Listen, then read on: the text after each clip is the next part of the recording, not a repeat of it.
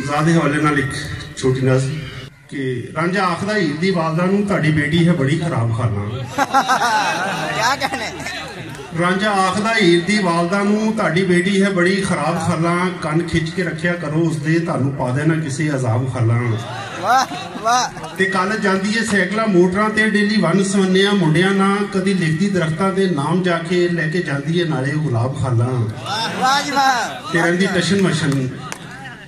टशन मशन जिवें हैड मिस्ट्रस हर बंदे ते पांदी है रोब एवें, एजुकेशन च जरा नहीं ध्यान नाले आंदी एक नहीं इनू किताब खाला।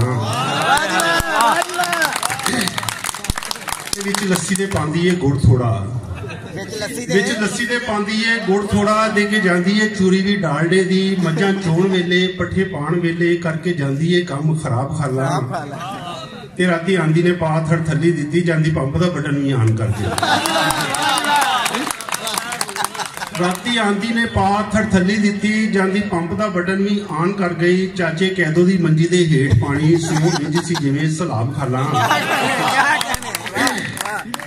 कि राती आंदी ने पा थड़ थल्ली दित्ती, जांदी पंप दा बटन भी ऑन कर गई, चाचे कैदो दी मंजी दे हेठ पानी सुबह इंज सी जिवें सलाब खाला।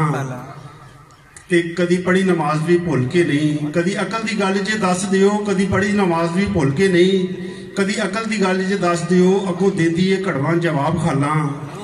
ते चन्न चढ़ जाना एवें चौधवी दा, मेरा फर्ज हकीकतां दस देना, मैं नौकर ते तुसां जनाब खाला।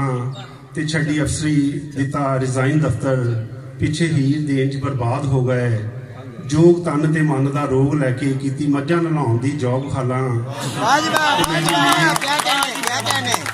कि छड्डी अफसरी दिता रिजाइन दफ्तर, पिछे हीर देन च बर्बाद हो गए, जोग तन ते मन दा रोग लैके कीती मज्जां नलाउण दी जॉब खाला। मैं जी नेक शरीफ हसीन भी हाँ, 12 साल तो तुहाडा कमीन भी हाँ, मेरे नाल जी उसका ब्याह कर दो, तुहानूं होवेगा बड़ा सवाब खाला।